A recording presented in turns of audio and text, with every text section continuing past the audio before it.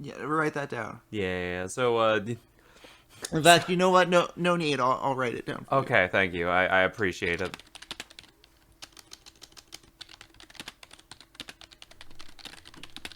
This is great This is television incredible recording. television. Yeah, We're now moving to the big screen near you. Oh hell yeah, Yeah. my favorite. that would be terrific. Absolutely. I'm not ready for that. I don't think any of us I- are. I guess not. I guess I'm not. People don't watch TV anymore anyway, so Yeah. maybe we'd actually be fine. Yeah, I guess we have that going for us. Yeah. You know, I didn't watch the Oscars, but I did walk in on my parents watching the Oscars and saw like a minute of Conan O'Brien's monologue. And he Yeah. mentioned in the monologue that like 1 billion people watch the Oscars. And I wonder if that's true. That implies that what, 1/7, 1/8 of people watch the Oscars? How many people exist now? What do you define as people? By your own logic, it'd be 8 billion people. Yeah, Yeah. well, no, I'm wondering what the population of the world is. Oh, that is a quick Google search. Yeah. What is the current global population? There we go. Yeah. If I could spell it right. I 8 on the 15th of November, 2022, the world's population reached 8 billion people. Okay, so we're over 8 billion now. Yeah, so yeah, you were right. You were right the first time. Around an eighth. Yeah. Okay, cool. We're an infectious disease that won't go away. I mean, that's my favorite joke from Dragon Ball Z Abridged was, what do you call a group of humans? An infestation. That's your favorite joke? Shad's humor. Okay, listen. It's not like it fit in with the scenario at hand, all right? All right, no, I'm not. It's fine.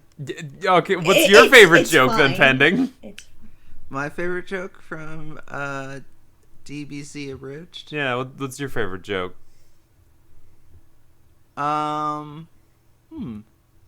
That's a really good question. Watch DBZ Abridged. You should. It's What good. would be my favorite joke? Eh. I see. Here's the weird thing about DBZ Abridged for me. When I want to rewatch something, two things actually, I guess. One, when I want to rewatch something, I usually like rewatching the cool moments rather than the jokes. Like at its heart, obviously it's a comedy, but I feel like they did cool more than the perhaps give themselves credit for. Like I feel like they could have leaned into the coolness of a scene even more than they did. Although maybe the fact that they held back is what made it work, so who knows. But at any rate, like when I think of like my favorite moments, it's like when Cell's like in the dirt saying, like in a hole saying, "What? I see a light," and Android 16's charging up his laser beam attack, his like, I don't know what else to call it, because I know the energy attacks aren't called laser beams, but it's literally coming from like his arms that have, after he's pulled his hands off. So it's essentially a Gatling gun kind of a laser attack, but at any rate, he shouts, "Walk towards it," and me breaking up the setup and the punchline to that degree really adds to the humor of that, I think. Hearing Pending describe things is one of my favorite things about pending. Because, like, even if I know exactly the moment he's talking about, he takes us on a journey. So, like that's why I tangent so much during streams, is because I'm constantly interrupting myself in my own head. Understandable. You always have a writer's sense when you describe stuff. You have to make sure you add all the little details. Yeah, I gotta let you guys know everything. Also, another one from that same like little part, like when Android, what is it, 17? 17 would be the boy. When Android 17 is fighting Piccolo for the second time, and 16's like, he's fused with Kami, and 17's like, what the hell's the Kami? And then Piccolo's like, it means God. Now bow. I think my favorite part about that is just, like, the way they characterize Piccolo. You know he spent, like, a good 16 minutes or, like, a couple days on a rock just workshopping that nonsense. Yeah. Well, in an earlier scene, he was workshopping attack names.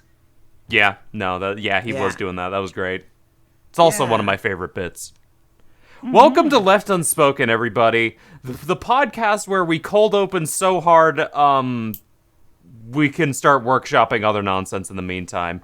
I am your host of the day, of the hour, of the nonsense. Joining me are my lovely co-hosts, Pending and Kyrie. Introduce yourselves. Hello, my name is Pending. I am a Ghost Boy VTuber, and I write and stream. And you know what I was thinking? The fact that tangenting the intro. We're tangenting the intro. The fact that we're VTubers is really inconsequential to a podcast where there is no visuals. Aside from, I guess, we're calling ourselves our made-up names. But, yeah, it kind of, like... I feel like the fact that we're VTubers and we're introducing ourselves as our VTubers make us come off as really chuny. You just like, Pending. I think we're hi, long everybody. past My the point. name is Kyrie. Hi, Kyrie. Well, like, I'm introducing myself as a ghost boy, and I'm like, that makes sense in the context of my VTuber lore, but it's like, you're not, though, right? Like, obviously you're not, because no one is. I mean, you can't prove that. I haven't met you yet. That's true. I could be dead. I don't have concrete evidence yet. Yeah, that's true. In lieu of concrete evidence, it's still possible that I'm dead. In lieu of Shad, I don't think he's a woman. Yeah. I don't think I have massive titties. Although at least there, like, a woman is a real thing. And I guess it's possible that ghosts are real, but we don't know that for certain. But I feel like we know with relative certainty that women exist. Kyrie, can I get your input on this? Looks down my shirt. I think I exist. All right. Well, okay. So I feel like on Left Unspoken, the podcast, we have gone through the scientific method and come to the conclusion, in our 150-page paper that we're going to publish later, that women exist. Mm-hmm. So yeah, I don't think you're chuny for say that, hello, I'm Shad, I'm a woman. But I might be a little chuny for saying that I'm a ghost boy. But you're chuny because you say you're a ghost boy. It might come off as a little chuny. Yes. Just so everyone is aware, I have never introduced myself as saying, hi, I'm Shad, I'm a woman. This is just Pending's lore coming out of... It's like a... That's every day. It's like a verbal tick with him. He's so used to it. He's become incapable of saying his own name without adding... He can't distinguish between, being a woman and not being a woman. It's just unfathomable to him. It is the quantum truth of existence. There is if stuff exists, you may see it, and then there is Shad. Hi, I'm Shad, and I am also a woman. Oh man, somehow I saw a bit of a random episode of Quantum Leap where the main character, Scott Bakula, unless I'm confusing Quantum Leap with another show, in which case it's still Scott Bakula, but I wasn't watching Quantum Leap. Where he enters into a dimension where he's a woman, and this being like a show that came out in like the late 80s, early 90s, it deals with that situation with all the awkwardness that you would expect. Oh, so about as subtle as a frying pan to the face? Yeah, pretty much. Gotcha. So, yeah. Was it still Scott frying Bakula playing the woman, or was it just some woman playing female Scott Bakula? It was Scott Bakula playing the woman. Okay. So the only way that you could tell is like through how other people were interacting with him, I guess. And also when Scott Bakula looked into a mirror, women version of Scott Bakula would look back. So Also, I guess it actually was a woman version of Scott Bakula because the entire idea was he was like inhabiting the body of someone else. So it wasn't that he was like a gender bent or swapped. I don't know which one is the correct term. A gender whatever version of Scott Bakula, the character that he was playing. It's that he was possessing the body of a different person, an entirely different person who was a woman. So there you go. So the difference between gender bent and gender swapped. Gender bent is when your body turns from female to male. The gender swapped is when you change bodies with someone and it just inadvertently changed their sexes. Okay, so in this context, then I believe the correct terminology would be that it was a gender swap, not a gender bent, because he was no longer he in addition to turning into a woman, was no longer Scott Bakula, although he still was, but he was in the body of a woman that was not Scott Bakula. Yeah, that and would also be a gender swap. Okay, and also his character name was not Scott Bakula. That's the name of the actor. I just don't know what the name of the character was. Gotcha. Yeah. This is the weirdest episode of Body Snatchers I've ever seen. Because I don't usually watch Quantum Leap, and having seen like half of that episode before walking away from the TV, I don't particularly have any desire to watch Quantum Leap. But unless that wasn't the show I was watching, in which case maybe I would have desire to watch Quantum Leap. I don't know. You know what show is infinitely smarter than Quantum Leap and Scott Bakula? And has a little bit more respect for gender roles? Is it Dragon Ball Z Abridged? What? Is that the show? Is that what you were building up to? I was gonna make the segue into Apothecary Diaries. Is it the Minecraft movie? I haven't seen it yet, but if you have really strong feelings with the Minecraft movie. Nope. Nope. Like, I'm terrified. I'm probably gonna watch it. I'm refusing on I sheer honestly, principle. I could not care either way if I end up seeing that movie or not. I think I'm the same opinion as you. Yeah. I don't think I'm going to go out of my way to see that movie. It's possible that if it shows up on a streaming service that I already have, and it's like late at night and I'm bored and I just want to put something on and I see it on the front page of that streaming service, I might go, okay. And I'll click on it. But outside of that specific scenario, I can't envision myself watching that movie. I like Jason Momoa. I like Jason Momoa. I didn't know he was in it. It's because he's not Steve. Oh, okay. I do like Jason Momoa. The only actor who I was aware was in the Minecraft movie up until this point was Jack Black. Yeah, he's Steve. Okay. But yeah, Jason Momoa, great guy. Used to be in Stargate Atlantis. Jason Momoa, I know you're bigger now, and like you don't need Stargate anymore. But maybe consider a Stargate reunion movie, please. Or maybe just open up a mimosa's place. I know you do movies now and stuff, and like you're a Hollywood big shot, but maybe like agree to work for scale for Stargate Atlantis, because Stargate Atlantis made for DVD or Blu-ray or direct download movie is not going to have a budget. Please take a friends and family discount to do it. A friends and family discount. Pending is humbly requesting. Humbly requesting that. Is there even anything happening Stargate-wise at all?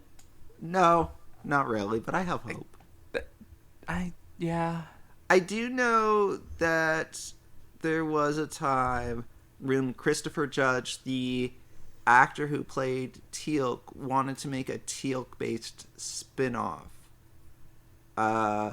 Which might have been interesting. And now he's Kratos. He is Kratos. So, there's that. Yep. I gotta say that Teal'c in Stargate, not really the character that I was the most attached to. But, like, he does have one of, if I'm being fair to him, he does have one of the more complete arcs of the show.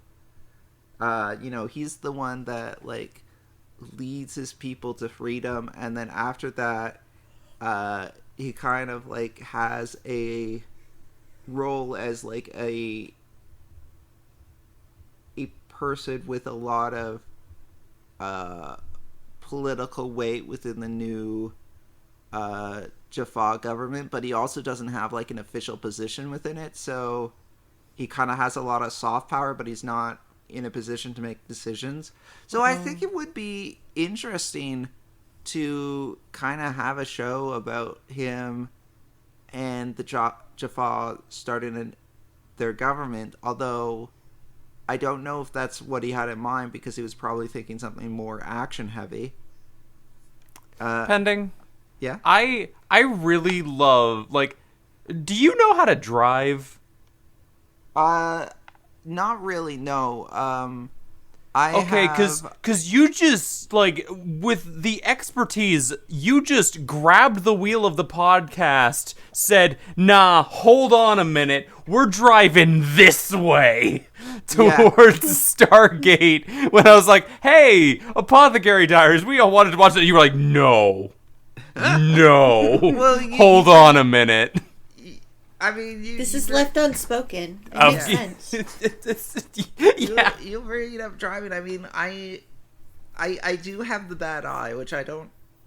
I talk about it from time to time. I know. Yeah, I have a bad eye, so like one of my eyes, I don't really look out of. Because when I was born, my eyes were cross-eyed. Since then, I've had surgery to correct that, but that was mostly cosmetic. Because what happens when you're an infant, if like you reach for something and you can't get it because like you're looking in two directions at once, so like your vision's not aligning. Your brain's solution to that is turn off one of the two eyes. Gotcha. Wait, so what? So that's what happened. It makes sense, because even when you have difficulty seeing in normal situations, your usual reaction is to close one eye. I mean, it just feels weird that the brain's like automatic reaction is to be like, well, this is proving difficult. Turn it off. Yeah, the body's kind of adaptive. So that's what happened. One of my two eyes turned off. So I have a bad eye as a result. Like, to this day, looking out of both eyes at the same time is very difficult for me, and the eye that got turned off got weak. So yeah, because you're not using that muscle. Yeah, so even when I do look out of it, it's not like terribly useful. Like reading with my bad eye, for example, is not really feasible. So I mean, you could get a cool eye patch. I had a cool eye patch at one point, but the problem is that the cool eye patch was for my good eye to try to strengthen my weak eye. Well, no. Obviously, you just have to put the cool. Like at this point, it's probably just throw up your hands and be like, well, at this point, the bad eye is just not gonna work. So fuck it. Yeah, cool eye patch. At this point, the bad eye is not gonna really work. But that's also why, like, I tried driving. Like, I got the G2 license, which is like a probational license where you can do certain things but not others. And after 5 years, you either lose the G2 or you take a test to get a full G driver's license. Mm-hmm. And what came of that is that I did not get the full G, so now I don't have a driver's license. But there was a period of time where I was driving. Interesting. But that would explain why you were able to steer this podcast so well. Yeah, but now I don't drive. Nor have I for a long time, and I legally can't drive anyways because, like, no license. But yeah, one thing I did learn is that you can be legally blind in one eye and still pass the eye exam to get a license. That is wild. Cool. Yeah. That, like, as someone who has like actually gone through all of my driving tests in Canada, that feels very weird and wild to me. Mm-hmm. But in a way, it's essentially the only way I would even be eligible, because I am eligible to try for a license. I didn't get the license, the G at least, but my eye condition does not preclude me from potentially getting it. It's just that I don't, and the eye condition definitely makes it harder because it reduces my field of vision. It makes it harder for me to judge distances and things like that. So there's also a bit of less comfort with driving. So you know, I mean, that's not really a problem nowadays anymore, especially with how prevalent things like Uber are. Yeah, no, I mean, I don't go out much anyways, so it doesn't really impact me on the daily, I don't think. Sometimes I think about trying again and getting my license, but I haven't really put any effort into doing so. Gotcha. Yeah. Try to swing back to Apothecary Diary. Try and swing back now, Shad. Yeah. I've driven us off a cliff. You'll never get back to it. Oh, yeah. Oh, man. Well, funny you mention that because someone may be diving off a cliff in Apothecary Diaries. Find out at the end of season 2. Oh, man. Oh, man. Well, that'll. That's as close as I got to a segue pending. Yeah. And if you know, you know. Spoilers at Shad in order to bring us to Apothecary Diaries. I mean, saying the phrase "someone might be jumping off a cliff" in Apothecary Diaries is such a non-spoiler that it's like, there are how many characters in this cast? Enough.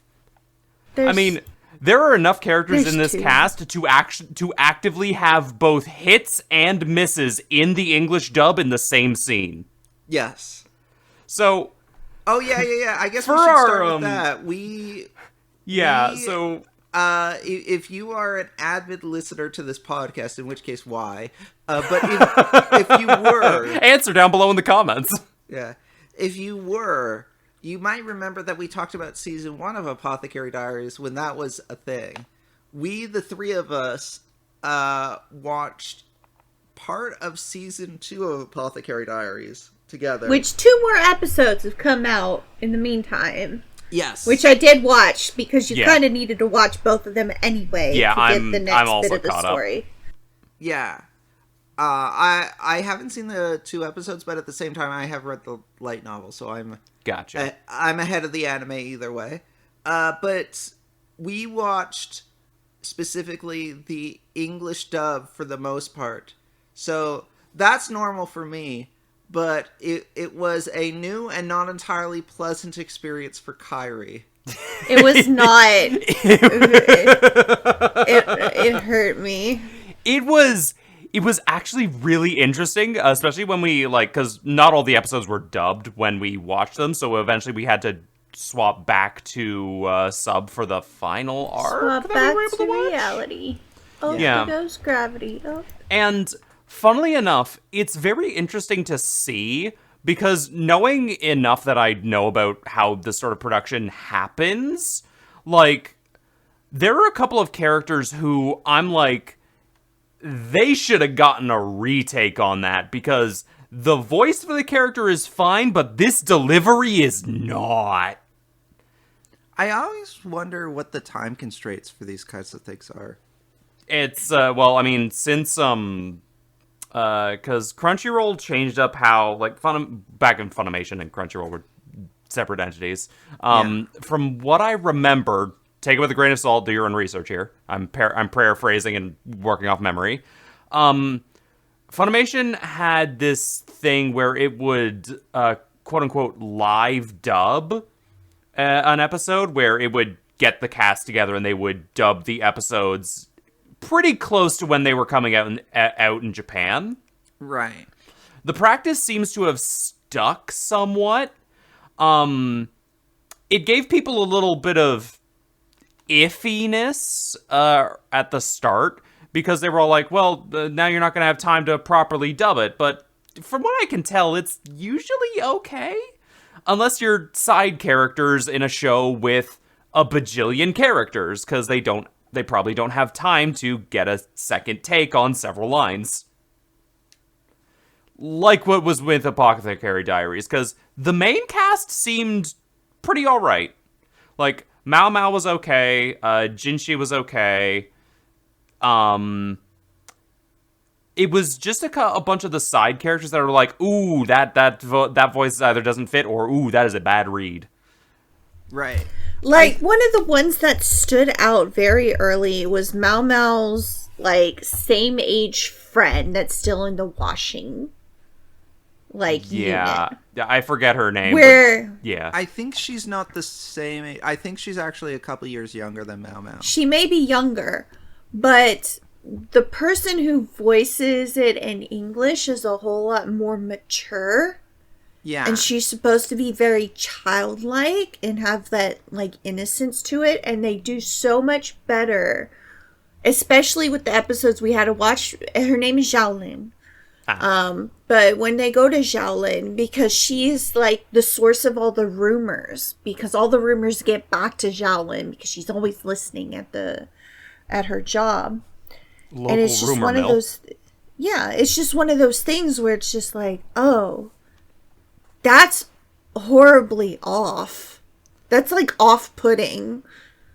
And it was really off-putting to me. Mm-hmm. And there was some things that were said that weren't translated well. And it didn't fit. And it was a hard sell for me to be like, this is okay in English. It's not good in English, but it's okay in English. Yeah, specifically, like, it was really interesting, especially for me, going back from, like, dub Mao Mao to sub Mao Mao, because in sub, Mao Mao is voiced by Aoi Yuki, a very prolific voice actress in Japan, and like, I know her for a lot of stuff. She's, but primarily I know her as the main character of Symphogear. Ha ha ha ha ha! Watch Symphogear. Gonna get that in there. And she has a pretty distinct voice or timbre or whatever you want to call it. And actually hearing her back as Mao Mao made me be like, oh yeah, okay. I remember the sass that gets put on most of Mao Mao's interactions. That's kind of missing in the English dub. I think the English dub VA is going for a much more indifferent slash Mm-hmm. mild annoyance It's a feel. different take on the character. Yeah. Personally, I prefer like whatever the Japanese voice actress is doing, because I just to me it sounds more interesting. I don't know how to put it because I'm not part. Voice acting is not my forte. I Right. could talk to you all day about editing choices, but like for what Mao Mao is voicing and the subtleties between it, I preferred this one over the other one. May also be just because I don't understand Japanese as fluently as English, so I can't pick up on the subtle differences. But that's just me. That being said, um, anything else you want to say about the English dub before we actually get into the plot synopsis? Uh, I will say that the English dub is my preference. But it has, for me at least, it has less to do with me preferring the deliveries in the English dub more, and more just that it feels more natural to me to watch a presentation if I can understand what's being said. And because I can't understand what's being said in Japanese, the performance loses something because I'm focused on reading the subtitles, and because I can't pick up the nuance of the individual words, I can Hmm. at best kind of get the gist of overall what they're saying. But like if they're putting emphasis on specific words or specific parts, like that's lost on me because I don't know what the individual words actually mean. Right. So for me, I feel like if I understood Japanese, and that is like a thing that I am trying to learn, not that I'm anywhere close to being proficient at it, but if I understood Japanese, then I would be more warm to uh, the Japanese, the original dub. Also, the part of the benefit of an English dub is that I don't have to constantly look at the screen. Yeah, understandable. Um, that intro's really good. That It OP for is. season 2. Oh. It's It's a so well good. constructed, well thought out intro because it does like hint at a lot of what's to come, and it does like give subtle references to a lot of the major events of season two. I don't even know if I'd call it subtle since it just puts the plot device of each arc right in your I guess, face. yeah, I guess maybe subtle. It's subtle in the sense that it's not a spoiler if you don't know, but beyond that, Yeah. yeah, it's not really subtle. Yeah, it has all the subtlety of a JoJo opening, which Right. anyone who knows JoJo openings knows they're about as subtle as, well, the I don't know aforementioned frying JoJo, pan. but I'm okay with that. Yeah, I'd recommend JoJo. It's fun. Um, but yeah, no, that like I have actually gone back and like re-listened to the music as well because that song is good. That was like an incredible music choice for that. I don't know if it was made for Apothecary or they got a pre-existing song, but they matched it well. It's good. Yeah, it's a really It good is song. Like you, it's I'm not incredible. sure if it's an original song or if it's if it's licensed music, but either way, very good. Um, okay, just to start this off, man, it really hit me. Like I even said this during our watch along, but it really hit me how much of a Chekhov's gun show this is. Yes. This is we are going to set things up and pay them off the show. And I mentioned this during it because it's become like watching the show after having read like a good chunk of the light novel. Not only is it a Chekhov gun show, but not every gun fires in like the same season slash light novel that it's set up. So Mm-hmm. there are things that are set up early on in season two that aren't going to be paid off until season 3 or 4. In fact, with the benefit of hindsight, there are things that were set up towards the end of season 1 that won't be paid off until later. And, yeah. Well, I just hit with the one that actually got me the most during our watch along, where they actually looked like they were setting up to have one of these plot lines before of this dead woman coming back to life. Minor spoilers for Apothecary Diaries, by the way. I should probably have said that. Oh yeah, there'll be spoilers. Yeah, we're gonna talk your ears off. So if you go watch Apothecary Diaries, it's good. Yeah, like full on golden recommendation. It's one of the best. Like, I don't want to call it a mystery show, but it's a mystery. It's a detective show, if nothing else. It's a detective show. Yeah, it's a very good detective show. What was I saying? Oh, right, yeah, because there was this one part of season 1 where woman comes back to life, and they touch on that in this season as a possible solution amongst others, and that one actually stuck in my head. I was like, oh, it's gotta be them. It's obviously, they're doing stuff in the background, they're being all villainy, evil, and all this sort of... And no, it was actually something else that they hinted at entirely, and it's like, oh, interesting, how neat. So, just seeing where the show actually goes and how it plays with its formula, for lack of a better word, has always been interesting. And that's on top of just how interesting all these characters are. Like, I love me some good political theater. And this show is delivering. It's delivering some good politics. Yeah.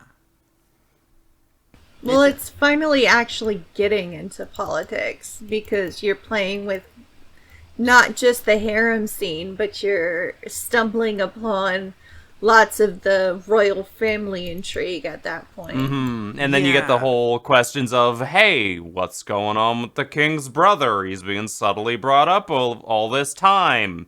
And the heavy-handedness on where the king's brother actually is. What's going on with that? No, they haven't. I think you think that because me and Pending talked about it quite a bit. You did, because but even the brother is important, but he is not mentioned to the degree that everybody else is. So, like, the few episodes we saw, like, you get closer to the Emperor. Like, there was an entire, like, episode that was just dedicated to getting to know the Emperor a little bit more. And then the most recent episodes have to do with the Empress Dowager, which is the Emperor's mother. So you get to know her quite a bit more, too. But it doesn't really factor in the brother yet. You haven't really stumbled across anything for brother yet. No, but there is such, like, heavy influence already that even if you guys hadn't, like, brought up the brother fact, I still would have been like, you are too important to this to be just what the show says you are currently. You are absolutely, like, there is so much, like, heavy-handedness going on with you. Just to give some context to the situation, Shad is caught up with the anime. Kairi has read... through the third book. So third light novel. But I'm further ahead in the manga. So I don't know if you yet know the answer to the question of who the brother is. Like, you have a theory. I have strong suspicions, but I don't have that answer yet. I am far enough in the story. I won't say specifically how far because I don't want to spoil when like the answer comes, but I'm far enough in the story that it's no longer a mystery. It has been outright revealed. Gotcha. So we're kind of coming at it from 3 different... Okay, sidebar, Pending. Yes. Sidebar. Yes. How likely, from an outside perspective, looking in, from all of my mistakes, do you, like... I have posed this to Pending multiple times. And I'm like, this has to be it. Like, I think Jinshi is the brother. After all of this, I with all of my logic that I've thrown at you, my loose deductioning, how, like, not giving it away, yes. How likely do you think my deductioning makes sense? I think there's logic to what your deductions are without saying you're right or wrong.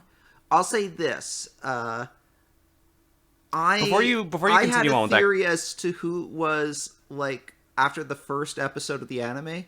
And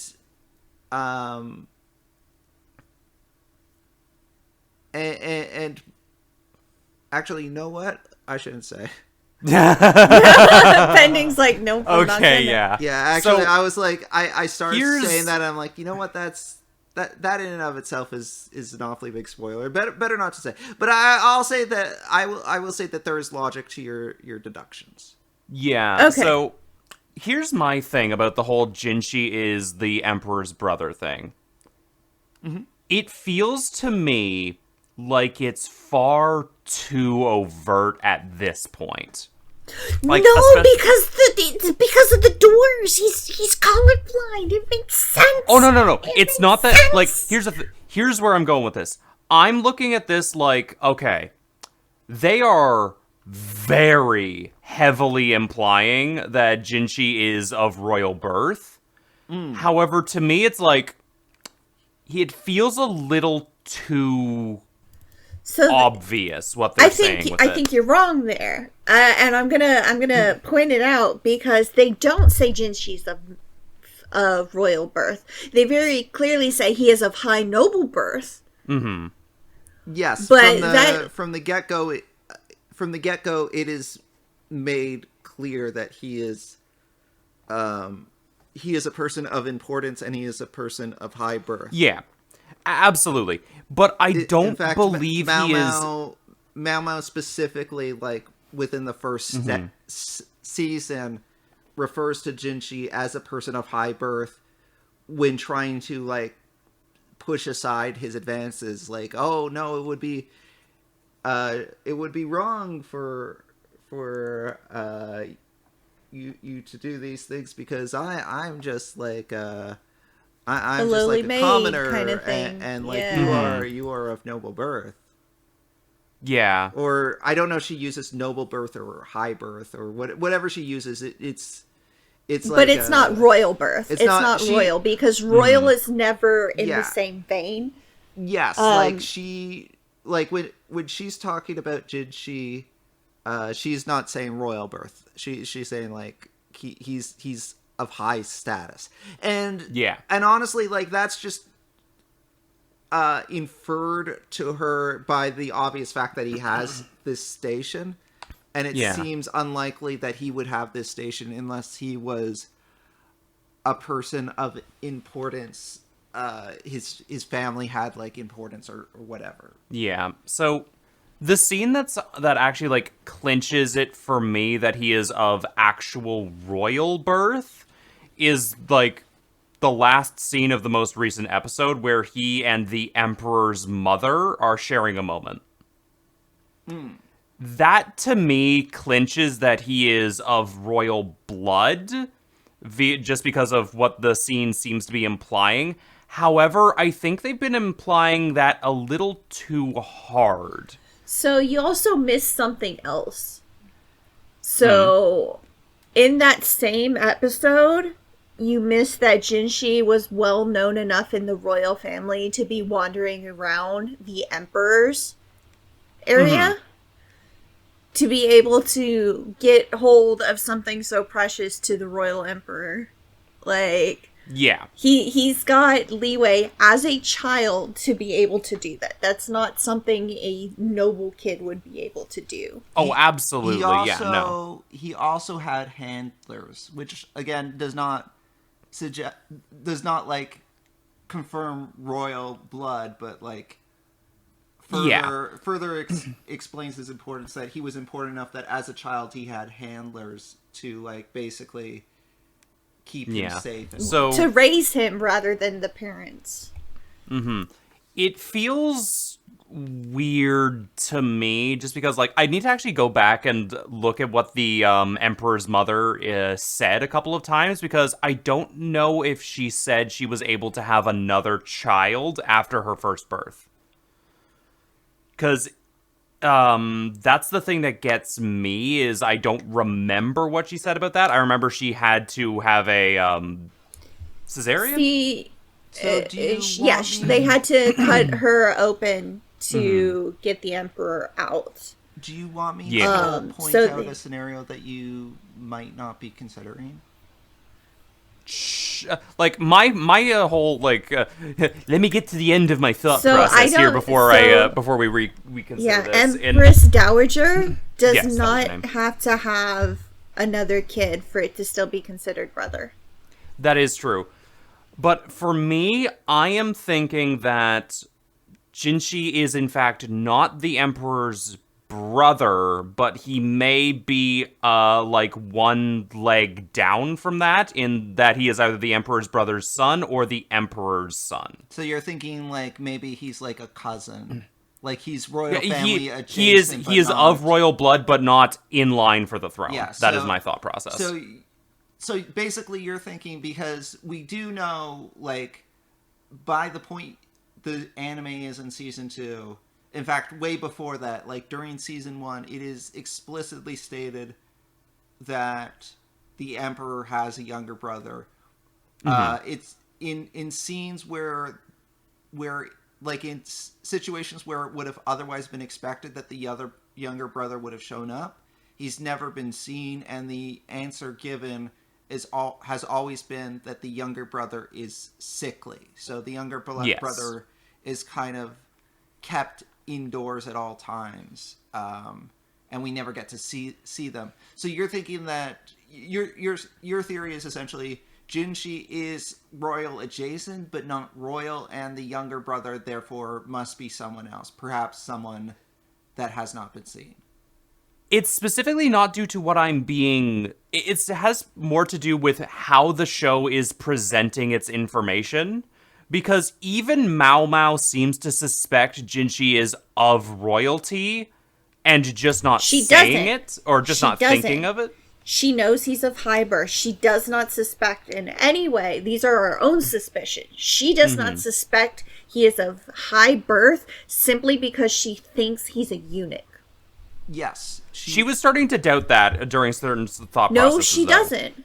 No, she doesn't. I 'cause remember know- some scenes of that, though. No, because I remember very clearly, you haven't come across it yet, but there is times when she actually voices, like, he may not be a eunuch.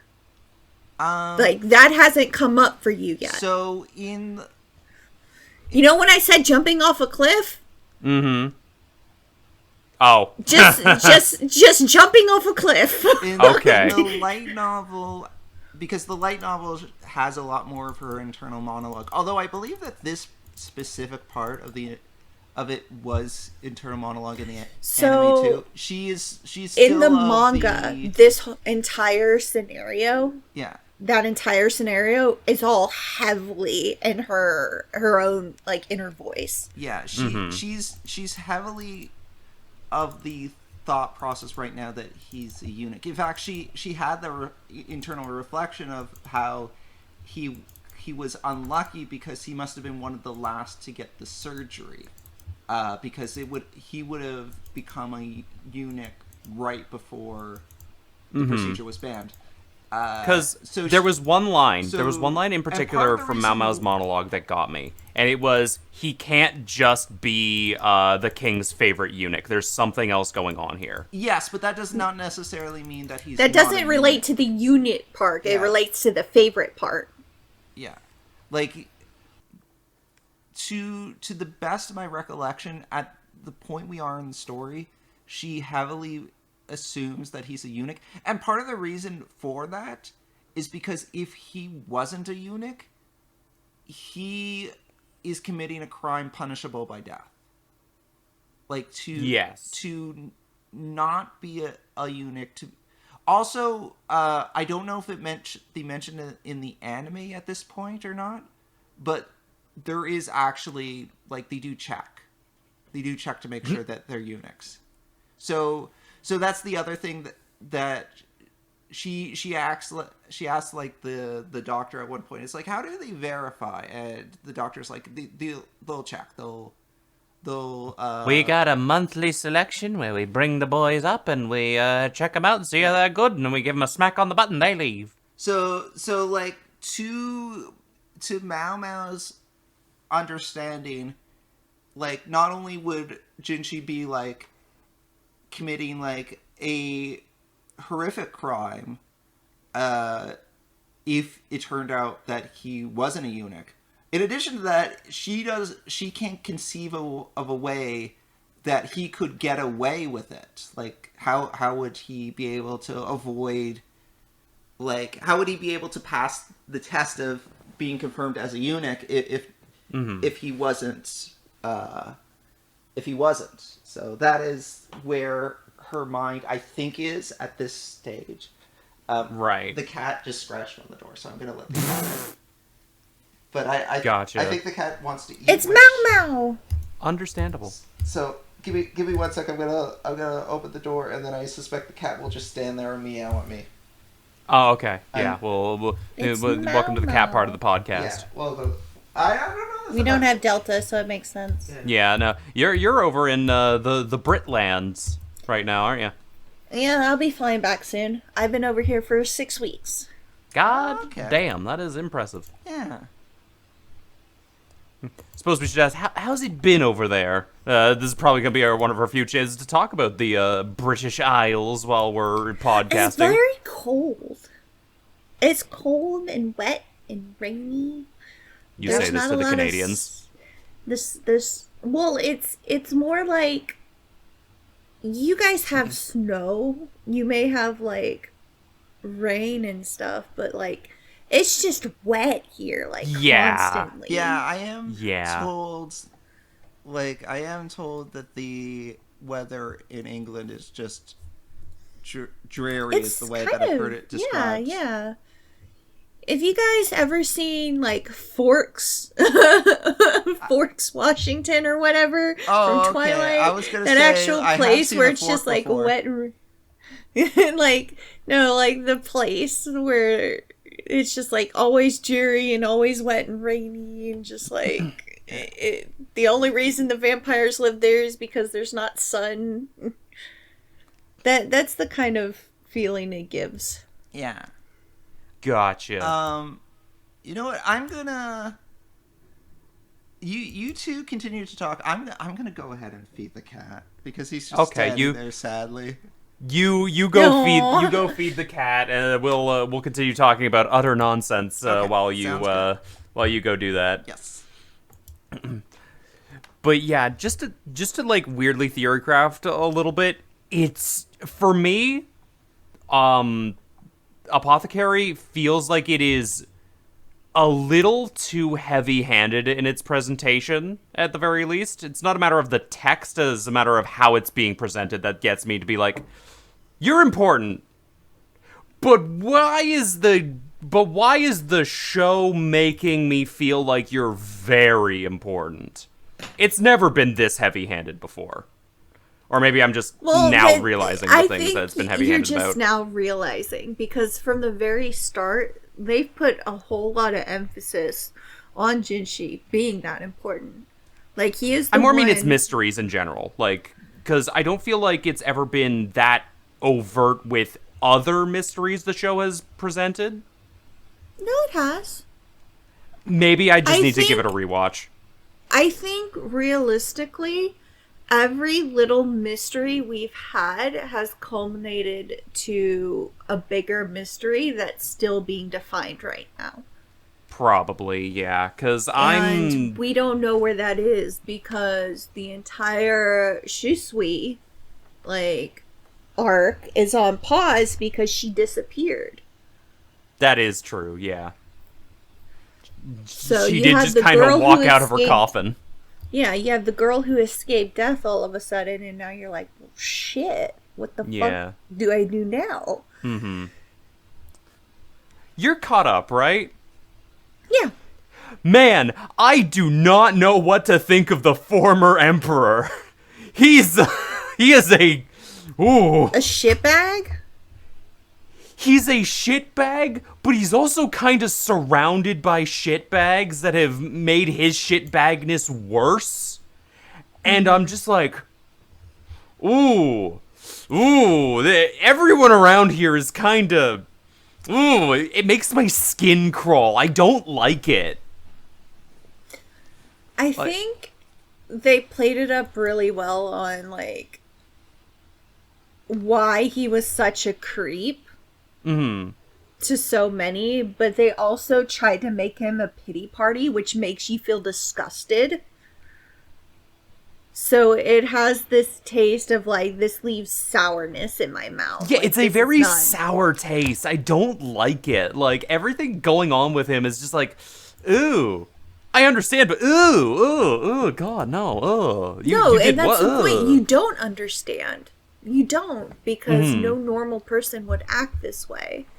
Yeah. And what we're referring to is you finally get involved with the previous emperor, who was, yeah. How do I put this delicately? Had a better connection to girls than he had to women. For whatever reason, Say Drake. I hear you like. Shut up! I'm trying to be nice about this, and like there is no way to sugarcoat it. I'm not trying to sugarcoat. I'm trying to make this easier for listeners if we have them after this. Fair enough. To keep listening. Yeah. And one of the things that we had to deal with was his aversion to women. And how the Empress Dowager was taken advantage of from an early age. Mm-hmm. And you got to see that in all aspects of the Emperor's life. And, like, how she was treated the second she became a full-grown woman. And, like, kind of the abuse that she had to go through at an early age just because of the way this emperor was, and how the previous emperor, his mother, so the previous Empress Dowager, enabled him. Mm-hmm. And yeah, it was a rough 2 episodes. I really, really want to know more about the previous Empress. Because we only got, like, one image of her in a flashback after she took Creepo away. And I'm just like, she seems to be the root problem of him. Yeah. And therefore, like, a very big cause of this cause and effect loop. So they describe it very early on that he was the brother that survived when he shouldn't have. And he was the one that, like, rose to power when he had no business rising to power to begin with. Right. And so she had all the power. Mm-hmm. Yeah. Yeah, it's very interesting because I really want to see what her character is all about. You won't, just because I still have dead. Yeah, she's dead, but so was the Emperor, and we learned a whole lot about him. More than I'd want to. Yeah, more than you want to is a good way of putting it. Yeah, I mean, it's heavily not implied. It's pretty much stated that she was essentially running the country.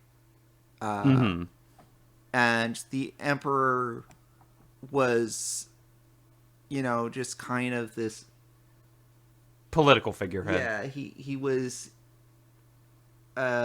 easily kind of brought down. He was weak. He was scared. He seemed to have a lot of issues, and it seemed like his one true passion was painting. Yeah, like which was seen as like beneath beneath what an emperor should do. So he had to do his painting in secret. Yeah. And I like what this show is kind of doing, because while it's not necessarily stating it, excuse me, I burped. Thinking about it, you can have a really deep conversation about, like, a lot of things from just this one mini arc. Like, from things like the cycles of abuse and what that entails for people, like royalty, all this sort of... There's a lot of just stuff going on here that is way too high brain, big wrinkle brain for a podcast where we talk about things that just we enjoy in terms of media. Yeah, it's like they're definitely, without, I don't think the show outright stated it, there's definitely the implication that his abusive nature is a byproduct of his mother's abusive nature. Mm-hmm. Like it seems like that's a big contributing factor of what messed him up to the degree that he is. Yeah. And at the very least, the show does not, or at least it tries not to say, oh, it's okay, he didn't mean it. No, he was a piece of shit. Yes. Here's why he was a piece of shit, but he's still a piece of shit. Yeah, like the show attempts to give potential explanations as to why he was the way he was, but it doesn't forgive what he did. Like, what he did was still horrendous. It's just kind of showing what the causes of it was. It's making him into a full person as opposed to a caricature. And a full person can still be outright evil, I think, is the important thing to do. Like, I think, just in general, like, when you have a villainous person that is only a caricature, it's kind of a disservice in a way, because it makes the viewers feel like, oh, well, this person couldn't exist in real life. Yeah. But we know, like, that people can do evil things in real life. So it's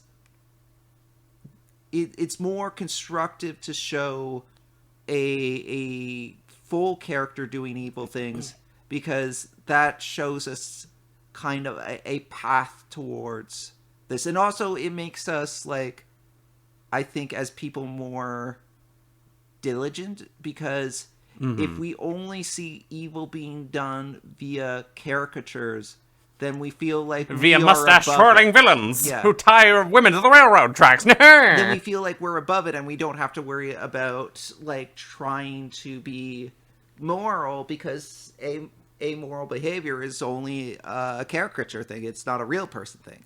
So I think showing it in more of a real person light makes us realize that, you know, people are capable of terrible things, and we need to kind of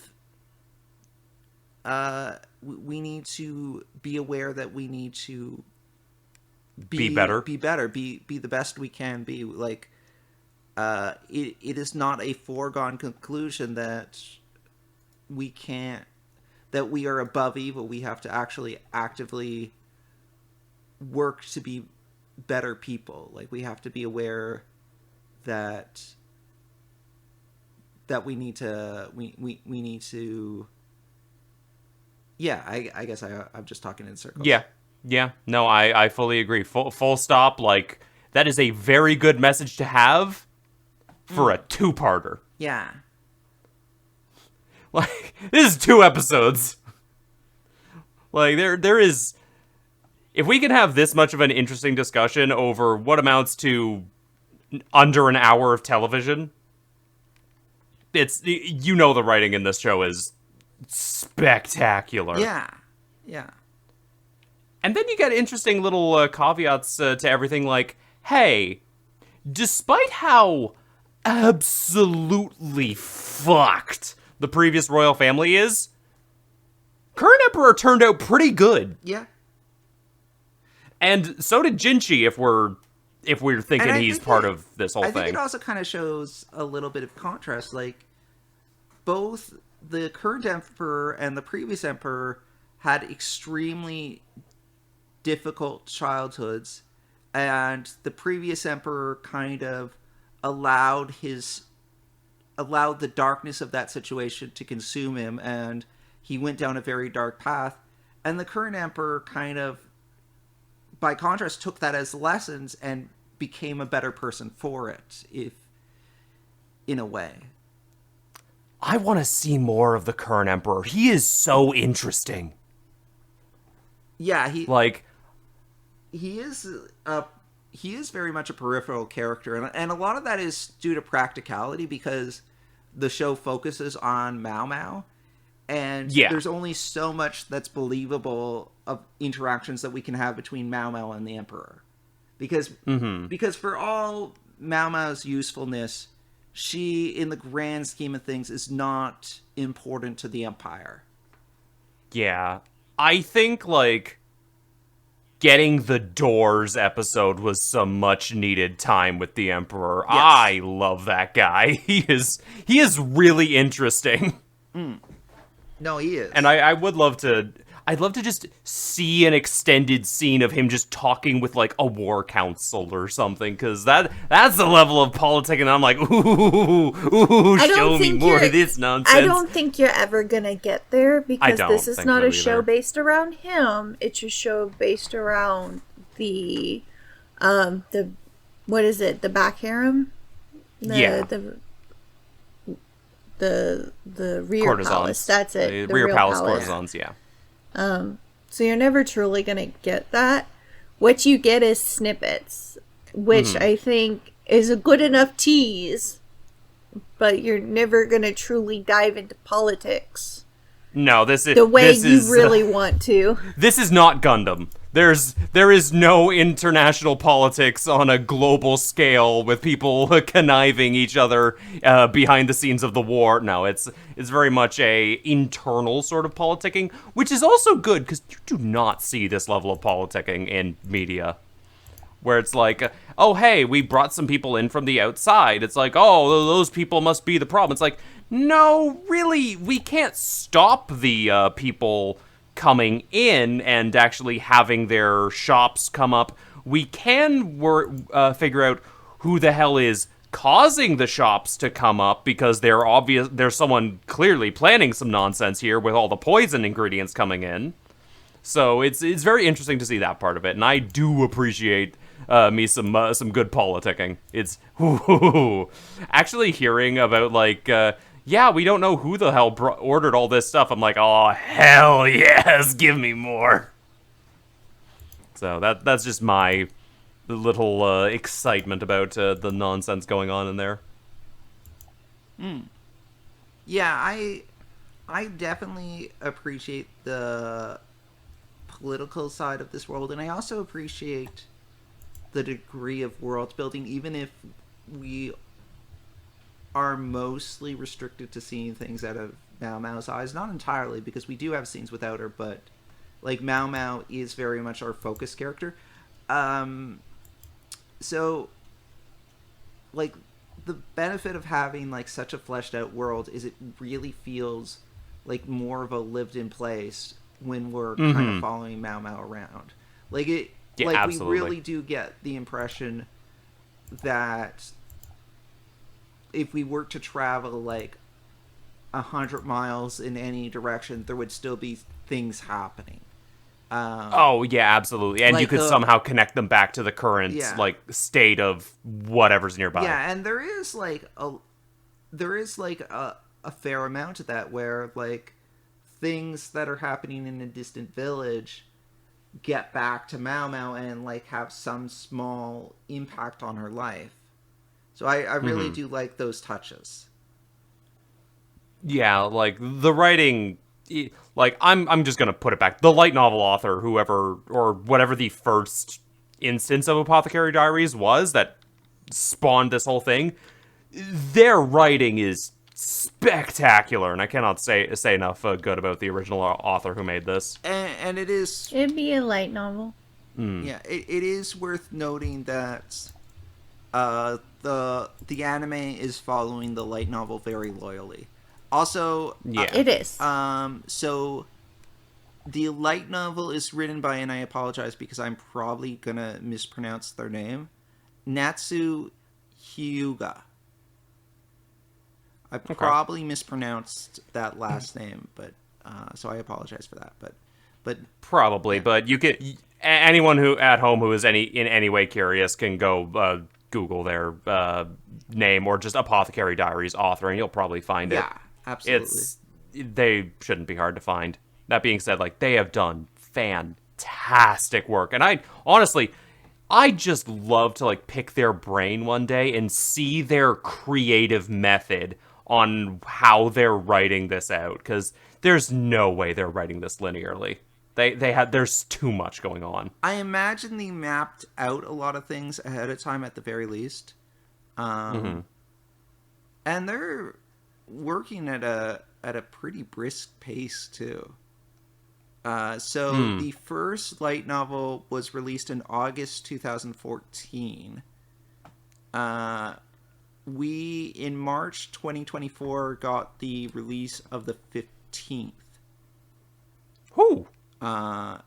She is, or the author is going at a pace where it seems like on a lot of years, 2 light novels will be released in the same year.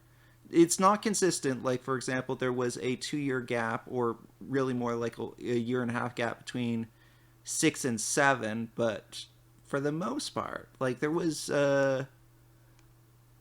2 new volumes of the light novel released in 2023.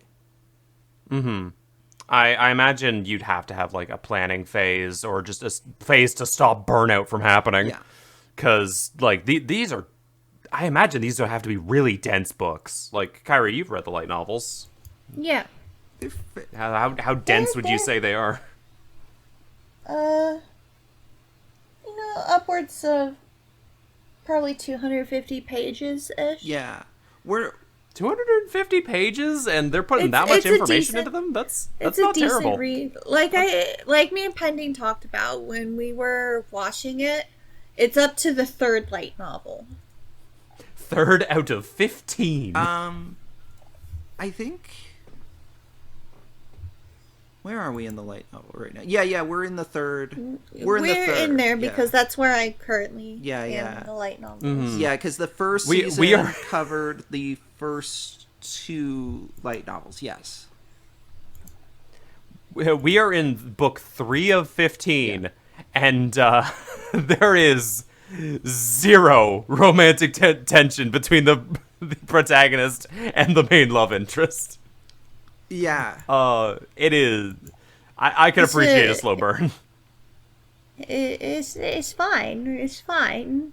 We weren't in it for the romance anyway. I mean, I'm sure some people are in it for the romance. I'm sure there's enough like Well, Mau Mau if they Shinchi are, fan well, cams. sucks to be you. It sucks. I mean, yeah.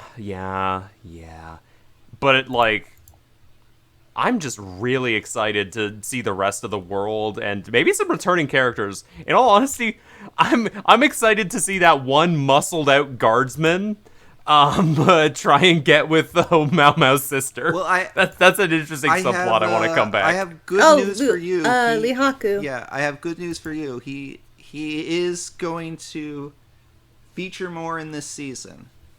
Oh, hell You yeah, will- let's you will see more go. of him. I feel like that's a spoiler I can confidently reveal. Oh, hell yeah, perfect. Yeah. I'm excited. Yeah. Lihaku is a golden retriever. Yes. Yeah, no, that tracks. That absolutely tracks. So, there's something interesting about Apothecary that got me thinking about other shows. And it's that I'm amazed on how, like, engrossed I can be watching 2 people have a basic conversation about, like, a mirror, for lack of a better word. Like, not even the mystery. It's everything that's being set up around the mirror is really interesting to me. So, I think So funny. I think dialogue and conversation can be really engaging when written well. Like, there was this general principle that I was told once when it comes to fiction writing, and that's the idea that you should always have two things happening at once. Like, just having two characters talk to each other is not enough. And to be fair, when we're talking about like when we're talking about the mirror or whatever, we are technically getting two things happening at once.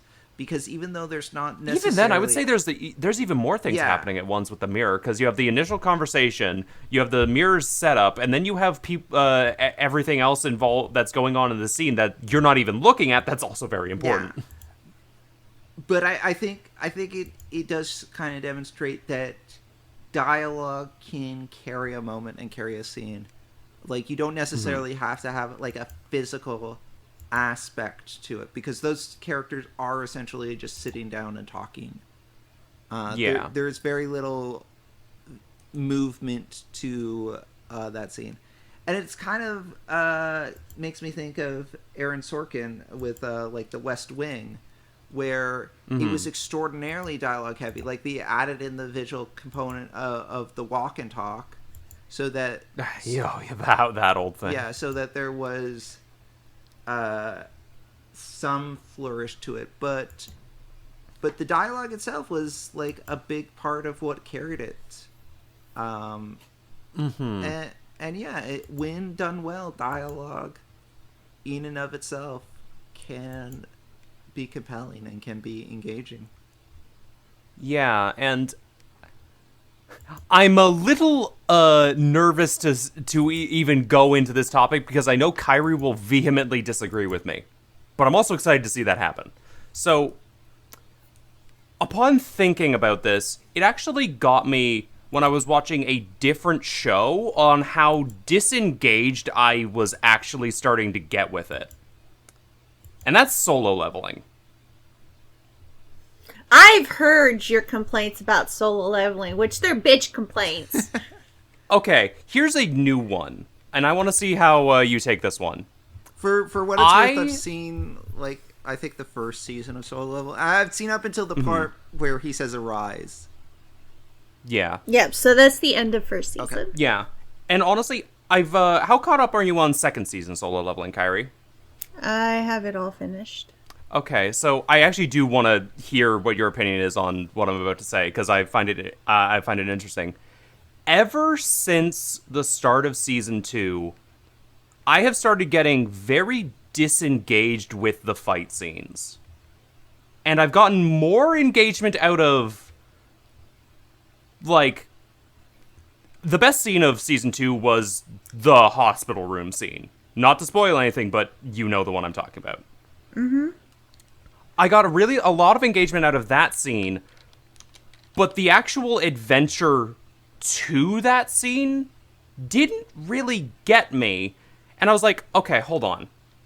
There's something missing here. The fights are really entertaining. They're really engaging. They're energetic. Where'd my engagement go from the first season?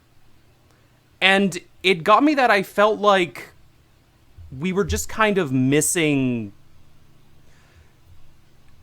a couple of things that I think the first season did a lot better, and it's the reason for the fight and the actual challenge of the fight seems to be missing now. No, the challenge of the fight is still there. I think you're missing it.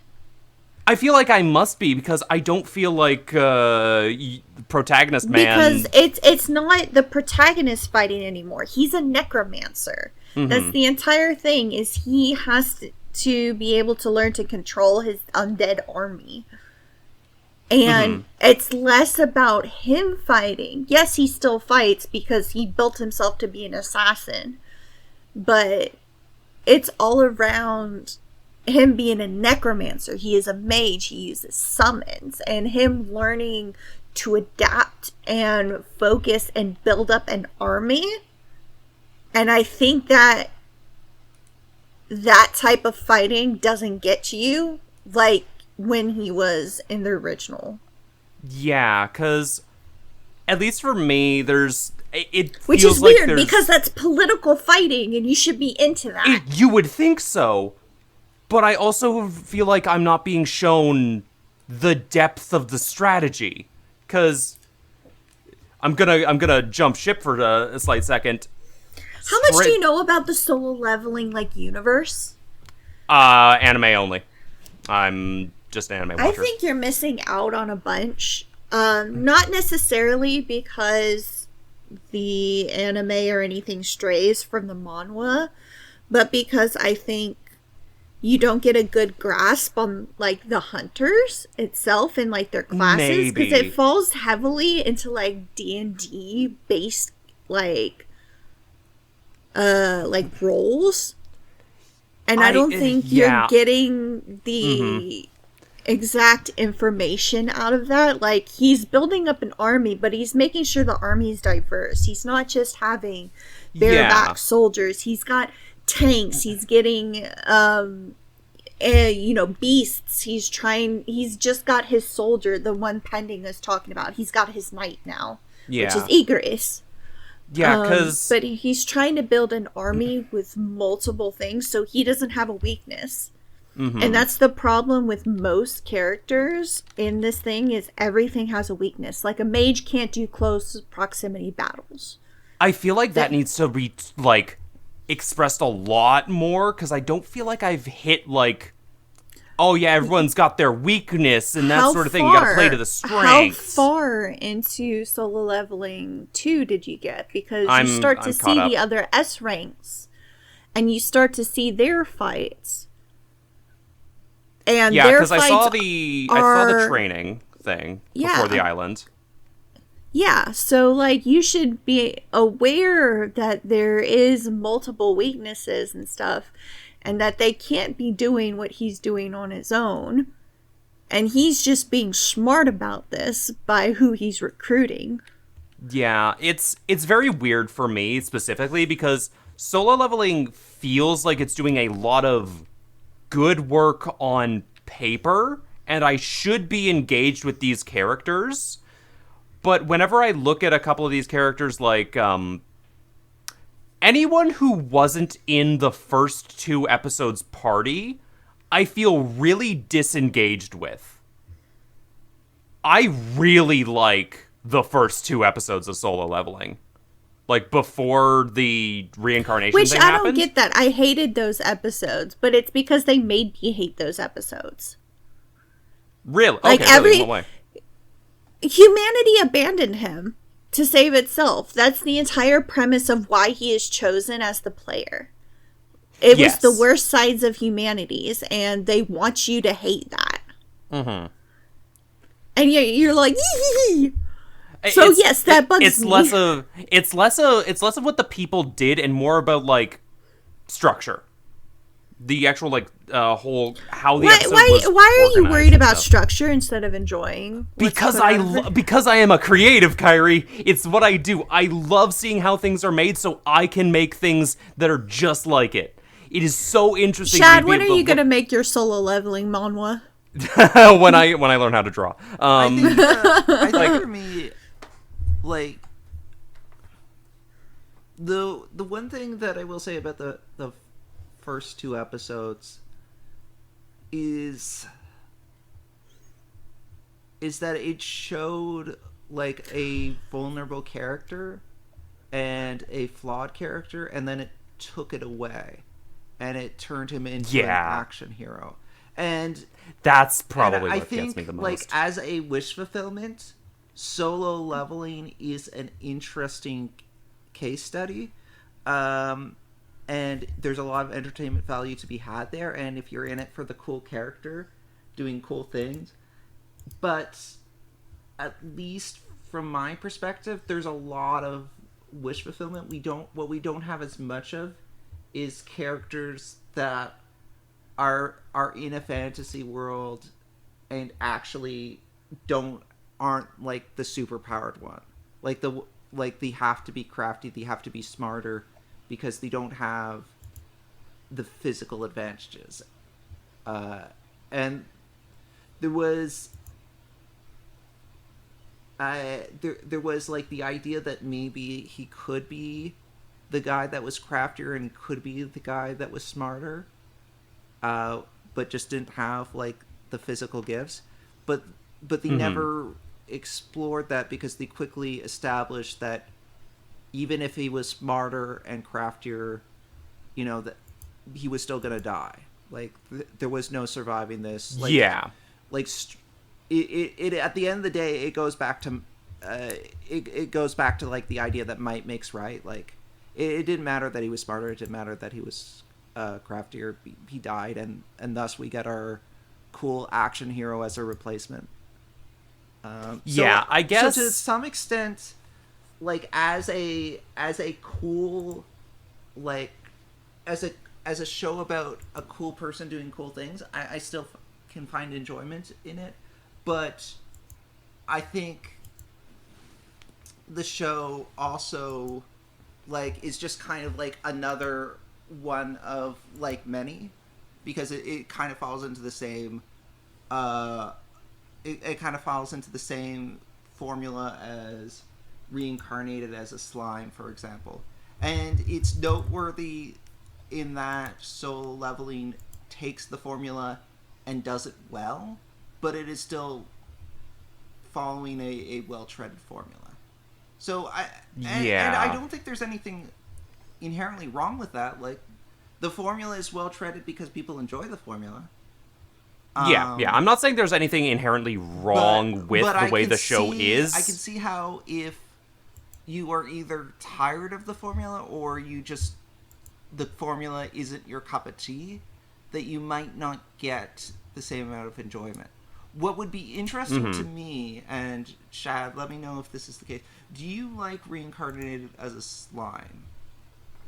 Or do you like the power fantasy more in general? Because Reincarnated as a Slime is a very specific example. Do you like the power fantasy? So, my favorite part of Reincarnated was before we hit Demon Lord. I loved everything before it, and I am a little lesser on everything after it. Which doesn't make sense because you keep, like, proclaiming that you're in it for the freaking political side of it, and that's the entirety of what's happening. Oh, don't get me wrong. It's very nice to see some good old international politicking and that sort of thing going on. It's just very hard to feel... Shad is desperately holding out hope for the UN anime. No, so, for me, it's that, I'm a little upset that we're only having Rimuru politic against people he is innately stronger than.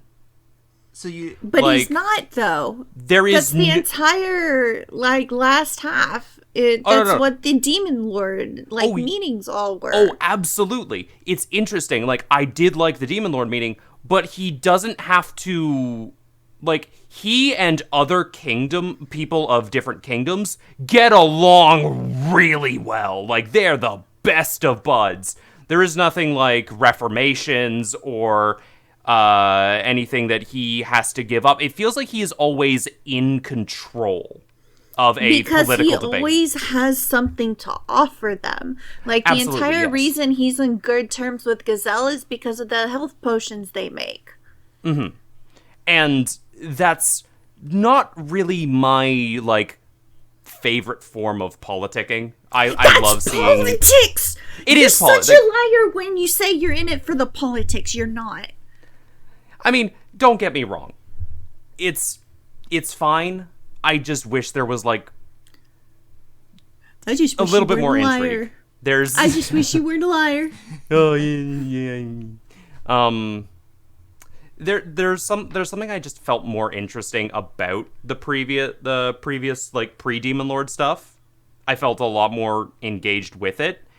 Actually, I think it's a similar thing to Solo Leveling, in fact.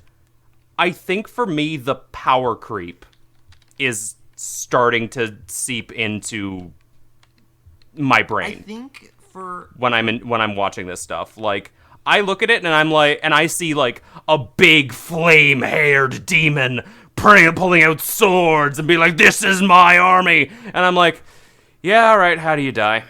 I think What's the stab? What stab kills you?" I think kind of. See, you're looking at the end instead of the journey, and that's half the fight you're missing. Oh yeah, but I'm not being engaged with the journey. That's the problem I'm finding. I think you are being engaged. You're ignoring it. Kari, that's not being engaged. No, if I can ignore the journey, I'm not being engaged. No, you're doing it on purpose. Why would I do that on purpose? Why?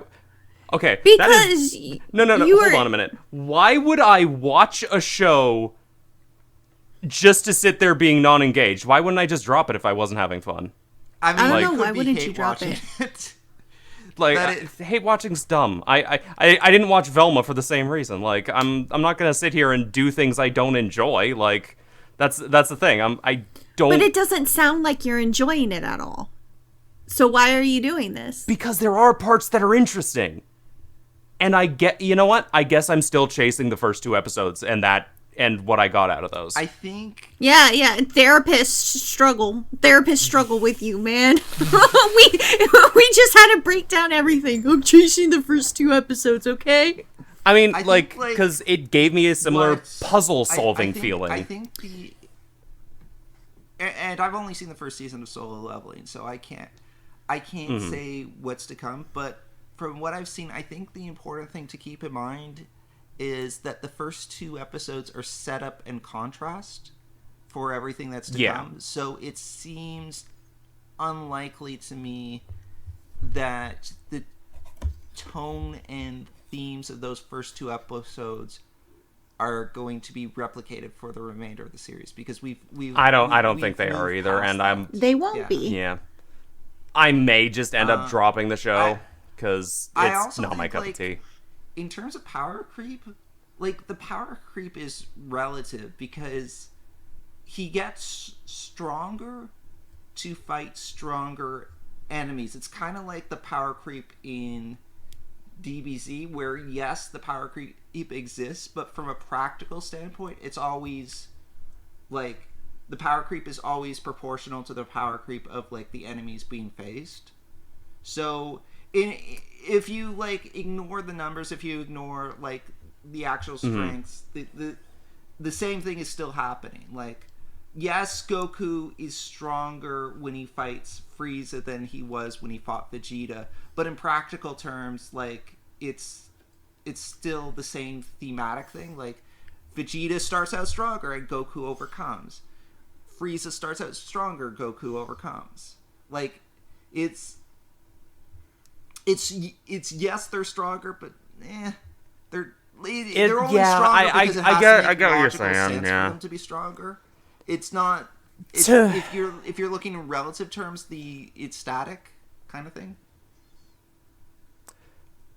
I guess the overall other feeling I'm getting is that it almost feels like, to use Dragon Ball as an example, it almost feels like we just speed ran the entirety of the power creep, and we are at end of Dragon Ball Super level Goku, where he can pretty much do anything and beat anyone, and everybody else in the plot is below him. I wish you would just read the manhwa, because it's not the case at all. It feels like I'm clearly missing something here, and maybe it's just that the show isn't for me. But I think the show isn't for you, because maybe if you read the manhwa, you'd feel different, because maybe you could go at your own pace then. Instead of, like, it is loyal. This entire thing is incredibly loyal, but maybe you could pace it yourself, and maybe that would make it a whole lot different. Yeah, I don't know if the pacing issues would... it's hard to say. This series itself is all about leveling up in a world where you can't level up. And so he's going to be breaking molds the entire time. He's going to be breaking barriers that others shouldn't. And, like, the entire power struggle is not just for him growing from this infantile, like, hunter to a high-ranked one. It's about how he's getting to that point to become his own. Basically, he's turning into a dungeon boss. Yeah. So, I mean, I think you're missing out, but it doesn't sound like this pacing is for you. It definitely doesn't. Especially because I don't have these problems with a similar overleveled character in Overlord. Because that show... I think it's because, Ainz at that point is overpowered, but it doesn't focus on just him doing the things. It focuses on other things. Like all of the like other some players good old-fashioned politics. Is it also perhaps that you keep it saying comes that, down but to... until I see you actually appreciating the politics, I'm gonna forego and say you don't appreciate it. Is it, Yeah, I will say no one wants me to go off on fucking politics and be interested in that nonsense. Is it perhaps, and I'm just theorizing here, that you like Ainz as a character more? Like, because part of the baseline of, like, for a power fantasy anime to work is you have to be rooting for the main character and you have to enjoy the main character. I think that's the case because I heard Shad was complaining about Sunwoon crying. Yeah, so, like... No. That was my favorite part about him. Because he showed emotion, and I'm like, holy shit, he's a character. I love this guy. Everybody else was bitching about it, and I thought that was stupid. No one... they don't even watch it. So I heard you were bitching about it because he was crying. The internet. Oh, the internet was crying. Yeah, no, people, our mutual friends were like, hey, why are people bitching about solo leveling and this one guy crying? And I was like, no, that was the best part of the season. It was great. It was so good. I love that. And no, the internet just wanted to watch Power Fantasy.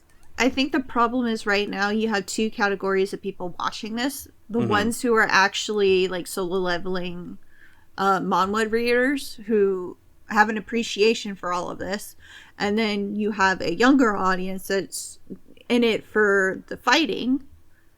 Yeah. And the problem you have is... the power fantasy people and you have the... I don't even want to say group. It's power fantasy people. I don't even want to say that because I think that's cutting it off a little too bad. Anybody who had read the manhwa is looking for it to be like as it should. Like they want to see if it's going to be word for word, verbatim, like which I can get in word for word. I have a struggle with one of the words. But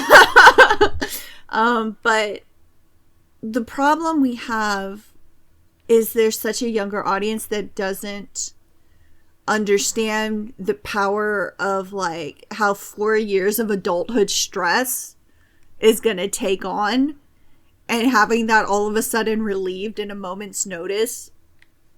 Like if you're under 4 years of pressure and then all of a sudden everything you work for just became okay. So yeah, no, that's why I call it the best scene. It's so good. At the end of the day, you feel like this is...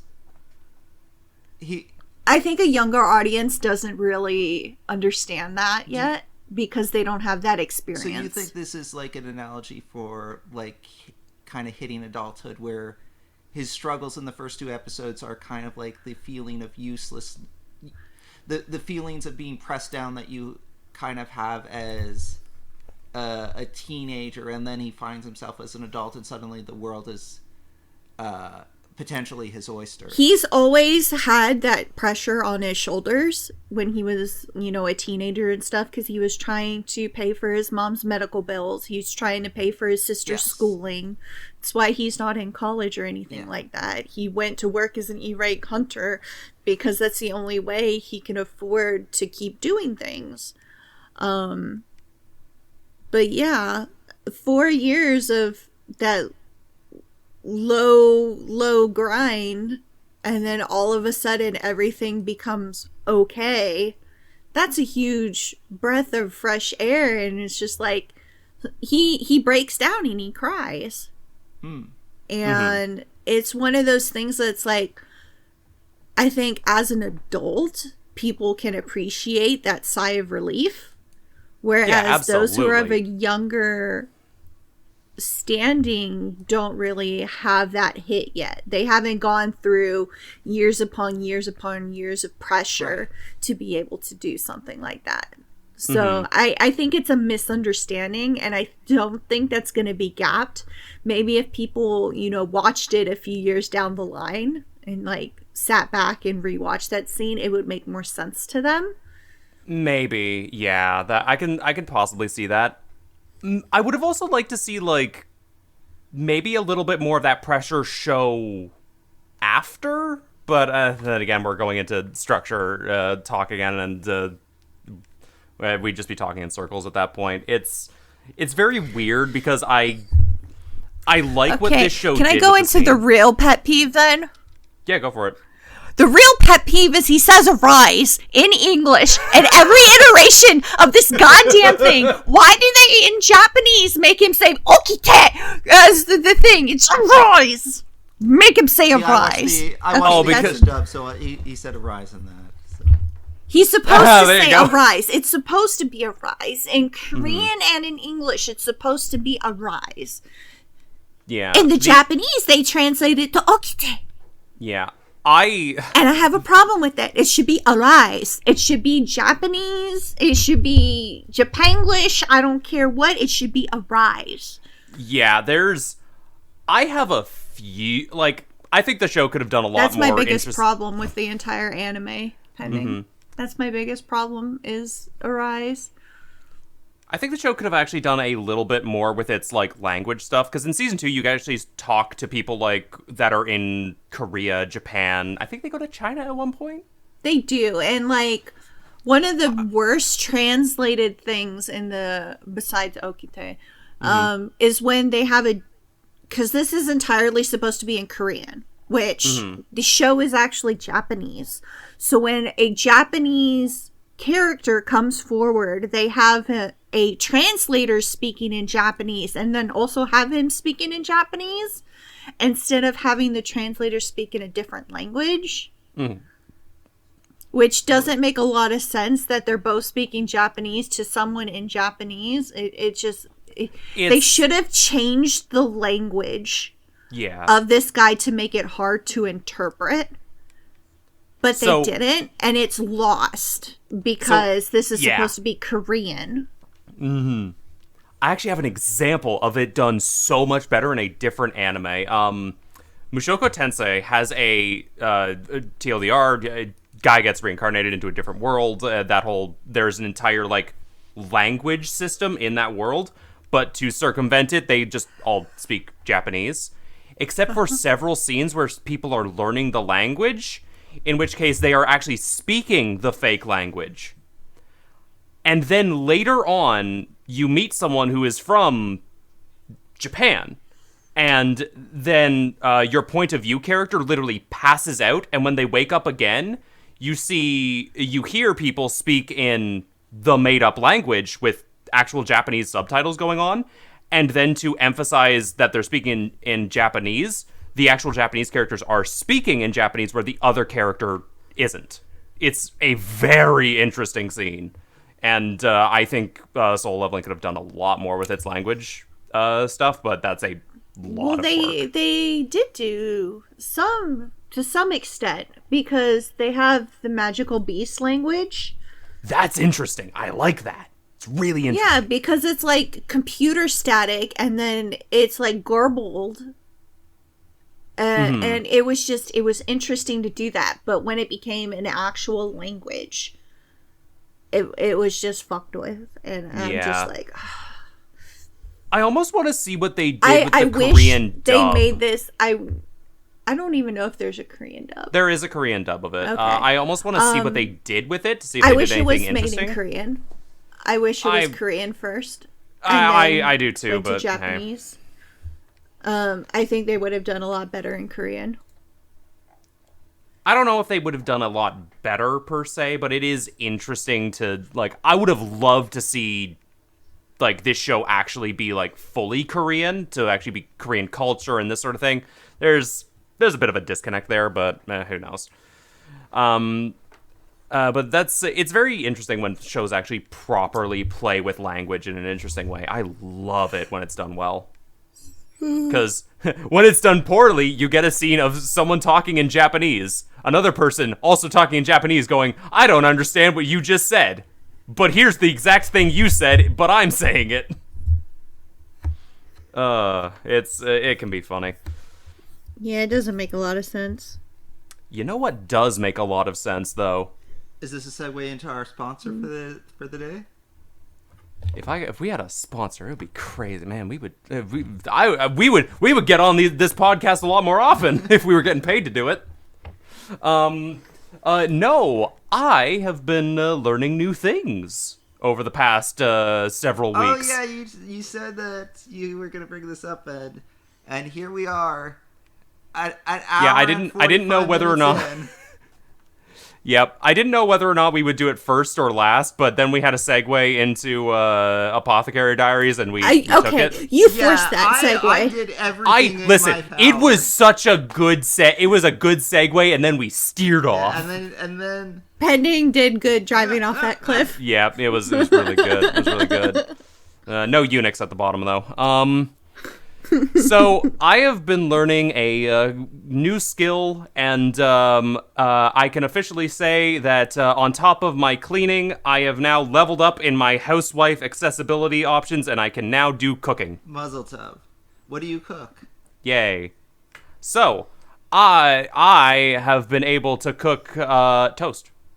Okay, what else though? So, all jokes aside, I have been learning a bunch of new things. Like, one of the first things I managed to be able to cook from... You're still not answering the question. I don't want to be a... What do you cook? I don't want to be a snob about it. I'm getting it! Look, every step forward is a good step forward. However... You're quite behind the rest of the class. If toast is the extent, then... It's not. I literally just had to. I was like, "Oh man, I could totally do the toast joke. I need to." But no. One of the first things I actually learned how to cook from scratch was pizza. Okay. Yeah. So it was, man, my first time trying to knead dough with my hands was such a mess. It's it is really hard to actually get dough to be proper consistency, because if it's sticking to your hands a lot, you have done something wrong. Yep. So actually learning to do that over the past while has been interesting.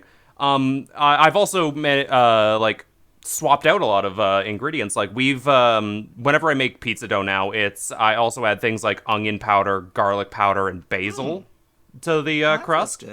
It's very interesting. We've also been experimenting with things like nutritional yeast on a topping to try and give it a meaty flavor. It hasn't worked. Because one of the times there's so many reasons wrong with that, but I'm gonna let you finish. Absolutely.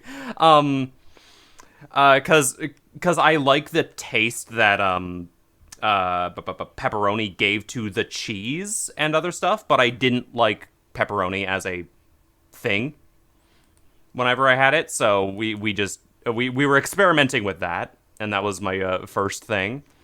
Shall I go on to other foods, or do you want to roast me over an open coal curry? No, keep going. We need to hear the whole list first. Okay, so I have also learned how to make fried chicken from mostly scratch. Found All right, out that... hold on. Pause. Yeah. Pause. Mm-hmm. Are we doing a single fry or double fry? We are doing a single fry to seal and then a bake. Okay. More comments later. Continue. Okay. So, we've actually done, I actually do enjoy the bake, because then you can do stuff like add, what's that sauce we put on? God, I'll think of it later. Either way, so we've put it, we've done both dark and white meat. And for us, I found that white meat actually is a lot better for the way we made fried chicken. It's more of a chicken finger sort of thing. Because you're not making a fried chicken, you're making a baked chicken. No, actually, if we were baking the chicken, the white meat would actually dry out much faster. No, it than doesn't. If we were... When you have a coating around it, it doesn't dry out. That's what I mean. Because we fry it to coat it and seal it. Sort of like Yeah, that's why I'm saying you're doing a baked chicken. It's just the coating is what's keeping it moist. Yeah. You can do that with anything. You do realize that. Like, my mom used to make bacon wrapped chicken, and the bacon just wrapped around the chicken keeps it juicy. Yeah. There is that. So we've been doing that. It's been really interesting being able to actually get the fried chicken, because I found out that, like, especially things like keeping... If there's a lot of oil on the chicken, oh my god, I feel disgusting after eating it. Like, too much oil just makes me feel like I've died. No, it doesn't sound like it was properly fried, if that's the case. Probably, but I also got the same feeling from, like, McDonald's chicken nuggets and other things that had too much oil. It's too much oil, yeah. Yeah. But it shouldn't be soaking up that much oil to begin with. So hey, we're all still learning the process, so who knows? But to counteract that, we just put the finished stuff on paper towel to let the oil seep out, and that solved the problem as well. You can also put it in a colander, and it'll drain that way too. True, that might be a good idea to do. I'm also learning how to make something we call potato pancakes, but it's pretty much just a hash brown. Yeah. That was really nice to make. Those have a lot of oil too. A lot of things with oil. They can, yeah. Yeah. So those were the three main dishes I've made so far from scratch. But today, actually, this morning, I learned how to make pancakes, real pancakes. Nice. And they weren't bad. They definitely needed vanilla in them. We didn't have any vanilla. Most pancakes aren't flavored, so you can add toppings and stuff after. Mm-hmm. Absolutely. So you can flavor the pancakes. A lot of people will do that. Because I also had maple syrup, and I tried them with honey, and I felt like I definitely needed something in the pancake to actually give it a little bit more, but as a base, there's a lot to work with there. Mm-hmm. And in the future, I want to make things like French toast, I want to make burgers, and I want to make a couple of other things that I forget at the moment. But overall, yeah, no, I'm quite enjoying the cooking journey. Oh, I can also make bread. Just straight bread. Bread's good. Yeah. Mm-hmm. Yeah, so that has been my cooking journey so far. Kyrie, I hear you have notes. First off, pizza is a hard skill, so congrats on doing the dough. I don't know why you're adding yeast. That can be dangerous. Nutritional yeast is different. It is I'm not entirely sure what it is per se, but I don't think it's technically a yeast. I think it's just using the name yeast. If it's a yeast in the name, then it's referring to microorganisms that produce different enzymes to create chemical reactions. Specifically for food. Yeah, That's why you add yeast to bread to help it grow. Yeah. It's a vegan friendly source of protein according to healthline.com. Okay, if you want a healthy source of protein to add to something, try tofu. I would need to try tofu first to see how I like it before I start adding it to things. Yeah. But that's why I'm saying just try tofu. Mm-hmm. I will put it on the list. But I've the cooking has been going interestingly for actually making me eat new things as well. But sorry about that interruption. You may continue on with your list. Bread, good skill to learn. You can make so many different sandwiches out of it. Mm-hmm. What was the other thing you were doing? Fried chicken. Yeah, you're pancakes. not actually making fried chicken. You're making baked chicken.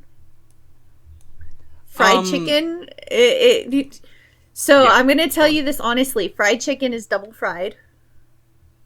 Coming from a Southern girl, like I've been brought up in the South. I will cook you an actual fried chicken. So at least for us, we don't the oil temperature is wrong. And you're because using the leaner meats, which is not what you do for fried chicken. You use the fattier meats. So that way it soaks up all the juices. Yeah, so we've experimented with both like boneless thighs and breast just to see what we could do with them, and over the course of like a couple of different sessions of making the stuff, we found that the breast just is a little better at holding everything together and just tasting better. But that's what we've got. Like I said, it's because you're doing a baked chicken. You may be breading it and doing a quick fry. Yeah. To actually get that coating on, but you're not cooking it in that. Oh, right. So you're I remember what I was cooking going it to say. We tried to straight fry it at first, but we ran into the problem of we were burning the coating before the chicken was done. And we don't have an oil thermometer to actually check what temperature the oil is at to figure out what that's going to. So that's why you do double fries. So we often substitute with we substituted a double fry or anything with a bake to finish the chicken off. And that's how we got there. So we need to work on chicken. That's what I'm hearing. Yeah, I quite actually. There's still more progress. You found a happy medium so far. Yeah. I am proud of you for finding the happy medium and not eating raw chicken. No one deserves salmonella. No, that would be bad. That would be very, very bad. But yes, we're not at true fried chicken yet. We will get there soon. I also want to do a like just get a whole chicken and cook that properly. That's also on the list. I remembered. Roasted chicken. Roast chicken, nice. Yeah, roasted. Do you know how to carve roasted chicken? That'll be a skill I learn when I actually start to cook it. Okay. Because I'm still trying to get used to the fry pan and actually figuring where and when I can put my hands, because I do not want to burn myself again. That was not pleasant. Get you some protective gloves for Christmas. Yeah, we have gloves, but it's more of like learning the fry pan and stuff. Because like even when I was making the pancakes today, Push everything away from you. I was nervous. I was nervous to actually touch the pancake with my hand, but it's like, oh, okay, they're not actually that warm. It's more of just learning the fry pan. Confidence. Have confidence. Burn your hand. Yeah. Yes. All right, Pending. Your turn. I mean, I don't really have much room to judge, to be fair. I don't cook myself, so I think it's Pending. I think it's funny that you, a man who does not eat,